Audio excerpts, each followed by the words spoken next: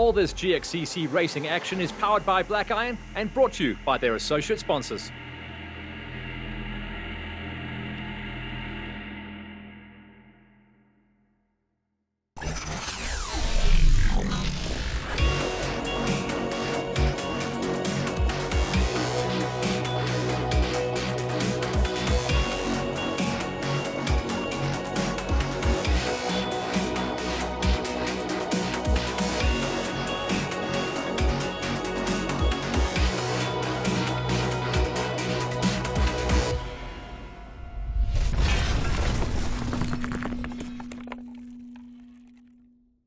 Welcome once again to our coverage of the GXCC season. Now, last week we focused in on our junior and quads from the second round of the championship that was out at Fochville. This week it's all about the motorcycle categories. And with the quads going out on the 50-kilometer loop in the morning session, there was a little bit dewy as well. It was a little bit slick for the quads, dry, and the ruts were absolutely perfect for the motorcycle category. This is what went down.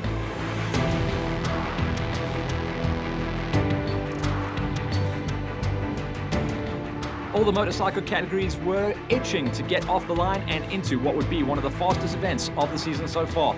First up would be the ladies, and we caught up with Mandy and Carla to talk about the previous event. Well, I'm really excited because the first one was like really windy and I really enjoyed it, which usually I think I don't enjoy that so much, and I really enjoyed it. So I'm pretty excited and just really happy with my results from getting a third, because the best finish was 6th last year, so I'm pretty excited. Tough riding, gonna be hard. Push to the limit to get the people in front. It's super competitive, but you know, they're all amazing. We all get along so well, so it's just such good sportsmanship and it's awesome. At the flag drop, once again, it was Whole Shot City for Megan Yonka. She has set herself up as the girl to beat this time around in 2020. She was the first to the pipe, as a couple of the girls took the chicken run. Her closest competitor of the morning session was going to be the Peterson sisters and Carla Napier. Once again, mechanical problems dogged Janke Petersen, and she had to take a number 5 finish. She's out of the championship at this stage. Carla Napier walking away with a rock-solid number 4, and that puts her on championship points pace once again. Mandy Pretorius walks away with a top 3. This has been her best start to the championship season to date, as she chases down those top placings. Karika Petersen, who ran early pace well, but was unable to catch up to the back wheel of the flying Megan Yonka. Another whole shot, another flag-to-flag victory, and a lady who is on form in 2020. She's the first lady of the tour to go 2 for 2. That was a nice, smooth, fast loop. That was marked pretty well, like really well. Some dangerous stuff, but he told us before, so it was good. And I just got the whole shot and kept it in the lead. I worked hard for it, so it's good to feel what it feels like to win. It's good. Confirmation of our top 5 ladies: Janke Petersen, Napier Pretorius, Karika Petersen, and Megan Yonka, a 2-time winner on the tour. Next up, our Masters category racers, giving us a massive lineup at Fochville. We caught up with Harry Krobler and Casper Petersen. To survive, first off, and then try and do better, get a better result today. I think I've worked a bit on the fitness, so I hope it pays off. It's quite competitive. We've got Peter Hall, he's also nice to race, and all the other oaks like Arnston, these oaks, it's nice to race against them because we all love it, do it for fun. But when that flag drops, all of us just go and gun it. And when that flag did drop, this time around it wasn't Wayne Farmer, who is famous for his hole shots. It was Peter Hall who would see clear air, meaning that Wayne Farmer, the points leader and the winner of round number 1, was going to have to come through the traffic, leaving the rest of the competitors way up high and in with the shouts of those magical podium places. The top runners got through the early obstacle, the rest got jammed up. Out there on the track come the end of play, it was Harry once again who tagged his number 8. He's becoming famous for that position as he rock and rolls his way to form and consistency. The 797 of Chris Opperman made the gate and got himself up to a number 7. He's going to be one to watch out for inside of the top 10 come the end of play for the championship. Ernst Slabbert would have been expected to run inside the top 5, but not a good gate, and stuck in the dust for most of the day meant he was jammed up, only making a number 6 finish this time around. Ian Fenter, who's been changing brands and changing size and capacity of bikes for the last couple of seasons, finds himself the first of the top 5. Casper Pieterse, even though he had a terrible gate and got jammed up on the concrete pipe, managed to plow the traffic and still get through inside of a number 4 finish overall. That's going to definitely help him out and bolster his championship chase. Warwick van Skalkweg is one of the new kids on the block as far as the Masters Championship goes, and a new guy that's made it up there into the top 3. Nothing's decided in this ultra-competitive championship. Round number 1 winner Wayne Farmer made his life tough after getting jammed up off the gate. Laps 1 and 2 were super busy for him. In fact, he got himself up at one point into the lead and then lost it on the final lap to this guy. Peter Hull and the Big 500, if there ever was a track custom made for his flat-out style and the horsepower of the 500, it was here in Fochville, and he capitalized. He is now the second winner on the tour. No, I thought I was way ahead of Wayne, and he actually passed me in the pits on the second last lap, and he was in front of me, and I just really had to push because he got the first one, and this is the type of race for me, you know, the speed and the what. For the 500, it was just perfect. And that puts Hull on the top and shared on the championship points lead with Wayne Farmer. Van Skalkweg, Pieterse and Fenter, guys to watch out for on the tour, confirming their top 5. For the seniors, it's Wade Blau that has a stranglehold coming out of his first win on the tour in 2020 at the opening round. But Bruce Viljoen was lined up on new equipment, and he talked to us before the race about the Suzuki. Yeah, it's quite exciting news. I'm on the Suzuki. You haven't seen this round for a while. I raced it 2 weekends ago at the motocross. It far exceeded my expectations. Managed to win the MX event on this. Motocross comes with a standard 19-inch rear. We put an 18 on. Done some gearing, and I've got the standard motocross suspension. It's going to be a little bit harder, but I think it's going to work well. I'm riding with the FC. That's a motocross bike, so I don't have the legs on it. But we'll see. 45 k's is still alright. 50 to 60 k's is a bit tough on the body. Hands high at the back, the flag was about to drop and everyone was looking for the cheese. It was elbows up once again. Inside line for Bruce and the Suzuki, outside line for the KTM. And this time around, once again, it seems like Blau just was too good off the gate, and he brought Bruce along for the ride. But the rest of the senior competitors have really worked on their game in the off-season and are getting faster and faster as the days go on. Bo Levy, who brings his wealth of circuit racing experience, is starting to become a player. He's got a top 8 going this time around. Zach De Silva, who had picked up King Kenny's former Pepsi Plastics factory Husqvarna, rocked and rolled his way up inside the top 7, chasing down on a podium finisher from the opening round, DJ Milan. He said previously, coming up to this race, he wasn't on the right bit of equipment, he wouldn't have the long legs, and unfortunately he was punished this time around. That's going to hurt his championship. Marco Cocci doesn't seem to be bothered about whether the track is tight, rocky, technical, or whatever is thrown at him. He walks away with a rock-solid number 5, and he is going to be a top 5 rider to watch come the end of the championship. Yanni Potgieter is starting to get better and better every time he swings his leg over his KTM, and he makes it up inside the top 4. He is just moments away from taking his first top 3 finish of the season. Hannes Simon is one of the most consistent riders out there, one of the toughest dudes behind a set of bars on a quad or a bike, and he is in the form of his life. He is podiuming every single event he enters. He walks away with a 3 spot. Bruce debuts the Suzuki all the way up into number 2. Pretty much a motocross bike that Bruce was telling us before the event, so he got beaten up hard. Second place was probably the highest he could hope for. Wade Blau though, clear air and running lap times that made a lot of the pro categories a little bit nervous. He goes 2 for 2 and is the outright senior points leader. You got to give it up to these organizers, eh? This is not an easy route, and a lot of rocks, a lot of lurkers, and they put out such a safe route for us. So big up to them, and yeah, thanks very much. Hopefully we can keep it up for the rest of the year, and that's what we're going to do. Thanks to everyone at the Roost for getting me here. And it was a rough track today. It was hard on the body, and the guys hooked me up with some good suspension, so I'm pretty chuffed. Thanks a lot.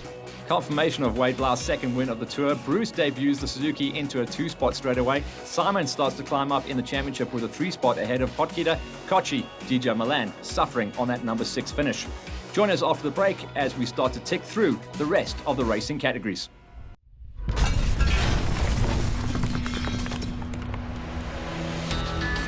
Welcome back to Fochville, where we continue our coverage from the second round of the GXCC Championship Racing Tour. High school races were up next, and we caught up with a couple of the new faces on the line. First up was John Ritter. I just want to keep it on the rubber, let the other people make mistakes and capitalize on that. I think it's going to be a fast day as well. We're going to do quick lap times and it's going to be a long day out. You definitely don't want to be in the guys' dust, but we'll try and get that whole shot. I would love the whole shot, but it's proven to be I'm not very good at whole shots, so I'll do my best at the start line. Unfortunately, true to form and predictions, Wilson was terrible off the line, getting stuck in the mid-pack. It was his teammate, Carl McKenzie, that would break out front and try and run away in the high school 125s. One of the busiest lineups and more important to whole shot this gate than any other, as right in the mid-pack it gets wild. Dylan Yonker had run high inside the top 3 in the early stages of the race, but unfortunately Mechanicals dropped him down to 10th come the end of play. Still a rider to watch out for as long as he can get himself into that consistent form. Victor Van Sale is bringing home finishes inside of the top 10 at every single round, so consistency and form for the high schools is becoming more important than anything else. Jean-Andre van der Merwe also starting to make a name for himself. This was a long legs track though, so the high school 125ers had to pace themselves and save their machines where they could. Sean Furey erred on the side of caution, stretched the legs where he could, but made up a lot of time in the technical side as well. Oliver Major seems to have a real sweet setup on his Yamaha. A little bit early on the throttle coming out of the tech turns, but he did enjoy the flow of the track. Kevin Gears has been making top 6s the whole way through the season, a rider that started to make his way inside the top 10 last year and now is becoming a massive, massive player. Ruben Reed, one of the coolest dudes out there, has got that lovely technical flowing style on the Roost KTM and has picked up where former high school national champion Nodis Robbie left off. A new player on the top 3 as far as the overall steps go, Vian van der Merwe coming out of absolutely nowhere to walk away with the number 3 spot. With a lot of riders moving up out of high school, we knew there were going to be different players, and it's great to see that amount of diversity. Bernard Hoffman de Vries gets his name onto the number 2 spot, but the one consistency is the fact that Matty Wilson has walked away with now 1 and 2 victories on the tour, winning at Bronkhorstspruit and now at Fochville as well. I enjoyed the lap a lot. It just got very rough towards the end. It was quite very fast, but besides that, it was a very good race. I had a terrible start. I missed clutch completely and get down into first and just bogged all the way to the first corner. But that was good. Apart from that, it was all good. Top of the pile twice in a row now for Matty Wilson as he beats out on Hoffman de Vries and van der Merwe. That was for the top 3, but a lot of mechanicals in the high schoolers, meaning the championship will change as the season goes on. Next up would be the stacked OR3 gate. Our class is packed with a lot of young guns. Everybody moved up from 125s now. We'll see how today goes. There's a lot of guys in. We're going to take the first lap just as it comes, check the terrain out, and then from there on I think we're going to give it our all. We have to try and put as much points on the board as we can now. I like it. The rougher, the longer, the better. I enjoy the races like it. Anyone always wants the whole shot, so yeah, I think especially today, the whole shot's going to be key because I think today's also going to be dusty. With at least 10 riders that could take the win on the day, the OR3 gate is the hardest one to call, and it's so often decided by the whole shot. This time around, it was the Davin and Devon show. Davin Cocker and Devon Smith had the elbows up, both trying to get out and check out to run away from what would be an incredibly competitive lineup. Victor de Toy was the first victim of the concrete pipe, and he would actually line up almost dead last and have to break into the top 10 from a charge from behind. 10th place this time around, and another mechanical coming the way of Baron Pretorius, a rider that should definitely be running well inside the top 5. His day will come. 10th place is still points on the plate though. GS Fouchier, also benefiting from a lot of fallouts on the event, walks away with the first of the single digits and tags his number 9 finish. He obviously found the flow to his liking. After having to charge from outside of the top 20, this was a great ride to see Victor de Toy come to life, and he really has found his form after moving up onto the Yamaha 250. Eric Merry, who is one of the most consistent riders out there, didn't really find his form in the end of last season, but this season looks like he is going to be a key player. His problem in 2020 is the amount of rock and roll riders that came up out of high school and are starting to rob points from him. Nodis Robbie is one of those riders. 6th place, and that with the loss of the top gear in lap number 2. Bjorn Wenzel, who picked up some early season injuries, hasn't let that slow him down one bit. He walks away with the top 5 and is definitely a rider that at some stage will be tasting podium champagne inside the top 3. The first GXCC race of the season for Ryan Peltzer, the former Mr. 125, who is chasing down his first national title, walks away with a 4th place ride this time around. Devon Smith, maybe a little too aggressive on the high-speed track, could do no better than 3rd place this time around after walking away with the win at round number 1. Still a rider to watch though. For Peter Karam, number 2 spot this time around was his best run of the 2020 season after an immaculate run in 2019 that saw him climb to the tippy top, 2nd place only to this man, Davin Cocker. Health issues at the beginning of the season, but this time around, whole shot, clear air, no problems on the machine, no problems on the body, and a track that was custom made for the Little Ripper. Cocker sees the checkers, round 2. The track was very nice, just a bit dusty, trying to keep up with the 450s on the long straights. If this had a little bit of rain, it would have been one of the best tracks I've raced so far. And just a shout out to everyone in the R3 class. It was a good, tight race. All my sponsors, MCA Holshot, Husqvarna, and Husqvarna South Africa, for all the help. And yeah, my mom and dad, and everyone, thanks. So Cocker becomes the 2nd winner of the tour here at Fochville. Karam comes to life in 2nd place, beating out round number 1 winner Devon Smith, who still holds the championship lead as he places 3rd ahead of Peltzer. Join us after the break as we go into the final 2 categories, OR2 and OR1. Welcome back once again to Fochville, where we continue our coverage. This time it's going to be the OR2 and the OR1s. In the OR2s, a couple of comeback stories on the season. I did some races last year, but not all of them. So obviously this is a full season back. I'm happy to be back, and it's a lucky feeling to be back, to be honest. Sticking with the same setup, it's done by Shock Logic. So I'm very happy with how it performed and how the bike handles, and I'm going to stick to that exact setup for this race as well.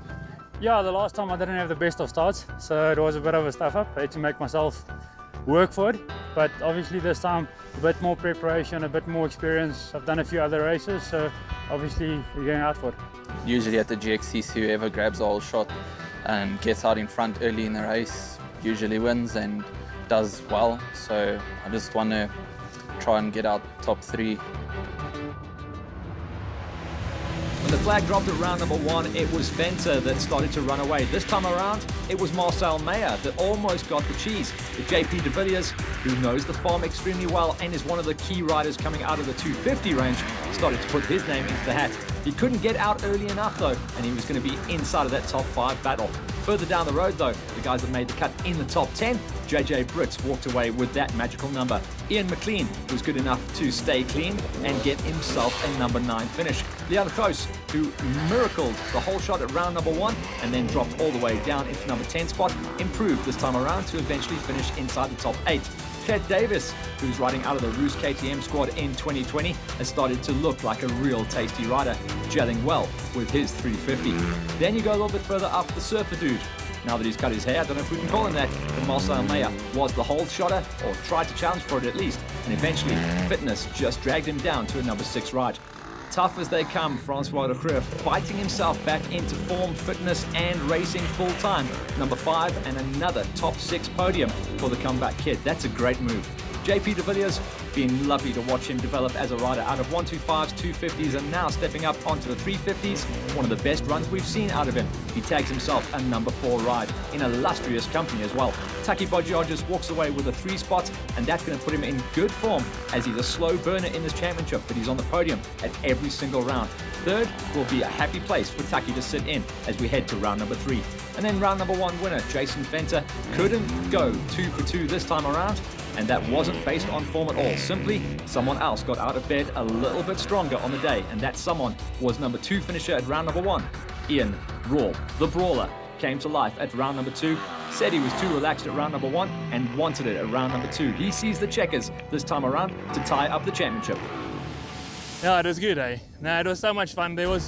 I liked this one way more than the previous one because it was more technical. You can hit your corners, hit your lines, and it formed nice berms and all that. Yeah, I finally got my first win for the year. Jason stole the first one, so congrats to him. But I think we're going to have a good battle this whole year, and hopefully I can keep on getting these wins. So, yeah. One apiece for Rawl and Fenter. They tie things up heading into round number 3. Bodgiarges consistent as ever with a number 3 spot ahead of De Villiers and De Griff. Next up, the big bangers, and we caught up with Delport and Bam Bam to talk about the terrain and the bikes. Conditions are good, bit of a breeze coming down for the dust. A little bit worried about the terrain, but we'll take it as it comes. It's a bit difficult. It's not as fast as the 450s or the 500s, but you know, we're out here to have some fun, have a good time, and just try our best. You can't do 2 laps on one tank, unfortunately, so we'll have to fill up every single lap. Otherwise, yeah, it's just pin it, I guess. That's crucial. My team at CIT put in a little bit of a whole shot device for me on my bike, so hopefully that works out good for me, and we can get the whole shot, and that's what we need. Oh yeah, definitely with the dust now, this time of the year, you need to get out front for the dust, definitely. If ever there was a track custom made for the big bangers, it was this one. Horsepower, and more. And everyone was going to be loving it off the gate. Pentecost was the man that got the drop on everyone as he charged off the front, bringing along for the ride Ruben Smith and D'Artagnan Lovejoy on new equipment this time around. These guys would set the fastest lap times of the day. Breaking into the top 10, Brady Armstrong rock and rolled his way up the order. It was all about the big straights to get the job done. Brendan Rush, who had made the move in the off-season to the 300 smoker, was getting punished on the long straights, but on the tech, he was making up big time. 9th place for him. Reino Bierkus didn't have a problem with gearing all the power output on his machine as he walked away with his highest ride of the season inside of a number 8. JC Nienaber is still looking for that magical form of 2 seasons ago. He's moved up a couple of horsepower as well from the 450 to the 501. This time around, it was 7th place. He's becoming a little bit of a slow burner. Round number 1 winner, Tyrant Miller, gated outside of the top 10 and found it real tough going in the dust, only being able to get himself up into a 6th place. That would have lost him the championship points lead. The Ripper, Ryan Ripley, is coming into form as well, and the track was custom made for his high-speed flowing style, number 5, and the highest GXCC finish on the season for him so far. Bernard Delport backs up his number 3 ride with a number 4 at round number 2. That's still going to see him running good numbers in the championship. The reigning 2019 GXCC and OR1 champion, the Dark D'Artagnan Lovejoy, in the days building up to the event, swapped out from the Yamaha to the KTM and made it up into the top 3. A great ride with very little seat time. Ruben Smith, who's been looking for that form that he showed a couple of seasons back, where we know he can take wins and podiums, found it once again. A good gate out and ran numbers inside number 2 come the end of play. Michael Pentecost was in the form of his life though, and was dialed into the max on his machine and on the track. Scrub-a-dub-dub and high speed the whole way through, his first checkers of the season. Yes, no, it was a good day. I had a lot of fun. It's good to be back. So I think this is our first decent result. We didn't have any issues today. I just got to give a shout out to my dad and Matthew for all the help in the pits. Of course, FCR suspension. Yes, it was choppy today, and I promise you my bike handled amazingly. So big thanks to FCR, Alfie Cox Racing, KTM South Africa, and Martis. Congrats to the guys who set up and set this course. It was really awesome, really safe. I'd suggest whoever's watching, come down here and come do these GXCCs. They're really well organized. Awesome. Pentecost win confirms him as championship points leader as a great result for Smith and D'Artagnan Lovejoy round out 2nd and 3rd. Last words on the event, go to Vion. Yeah, so obviously a faster track, so you get guys that on the big bangers, they go out there, they're having fun. Maybe on the 2 strokes, they find that the long straights are not suited to that type of bike. But we have to mix it up, and I think the guys actually loved it out there. I spoke to a few of the top riders, all came and shook my hand and said, hey, thanks, it was an awesome race and an awesome track. Well marked, so the guys are really happy. So that's it. That's a wrap. That is round 2 of the GXCC Championship from Fochville in the bag. Watch out for all the media as we announce a brand new venue and a very short run going into round number 3.